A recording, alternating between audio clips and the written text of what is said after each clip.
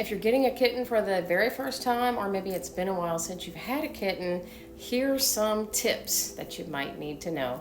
Kittens are freaking wild and crazy. They get into everything, they play with everything, they like to stay up at night and bat stuff around, make lots of noise, jump on your bed, bite your toes, and just play with everything in sight. So, with that being said, make sure that you have anything that might distract a kitten that you don't want them eating, chewing on, playing with, or batting around. Make sure it's put up. It's kind of like child-proofing your home for a baby, but you're doing it for a cat.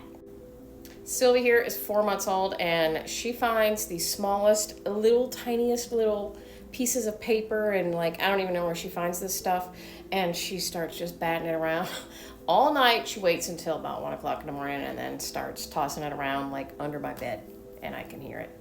It wakes me up.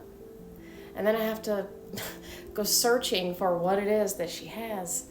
Yeah, it's usually I don't know, it's like a little piece of paper like that big. I don't know where she found it.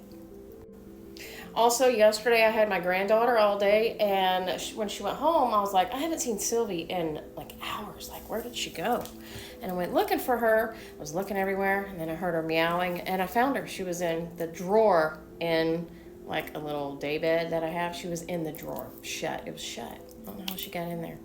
But she did, because kittens do mischievous things, very mischievous, for a good couple of years. So when they first come home, it's okay if they don't poop for 24 hours, because they're probably just stressed out. So definitely keep your cat quarantined in a bathroom by itself. No other cats, no dogs. Make sure that they are acclimated into their new home with you, the new people, new smells, new sounds, because they do get stressed out from moving. And they can even get sick from it and start sneezing and get a runny nose and all that, because stress affects their immune systems. If you want to change the food or the diet that your kitten was eating before it came to your house, do it nice and slow.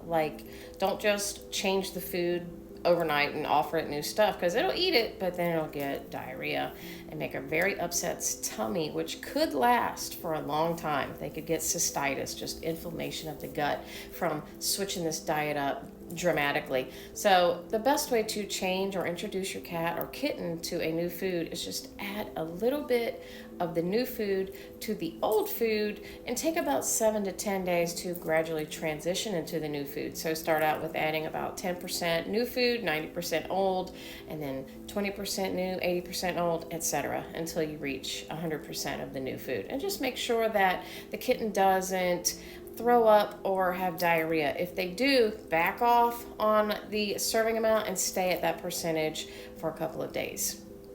Kittens are very nippy, and if you tickle their tummy or, wave your hand over their head, they're going to try to grab you, and they might even bite you. And not in an aggressive way, but just that's how they play, and that's how they react to certain stimuli, especially being tickled on the stomach. They have a natural response to defend themselves if they get tickled on their stomach, and they'll kick you, and they might bite. So, but if they're biting during play and you don't want them to do that, I hiss at them. I'm just and they look at me like, holy shit. Make sure you have scratchers, horizontal and vertical scratchers, for your kitten to scratch on, because they will scratch your furniture if given the opportunity. So some cats like to stand up and scratch, some like to scratch the floors. Offer them both, and offer the scratchers in several different locations, not just one. If you work during the day and leave your cat at home by himself, make sure he has lots of enrichment. So kittens especially love to play, they love to hunt, and they like to be involved and interactive. So make sure that your cat has lots of toys to play with until you get home.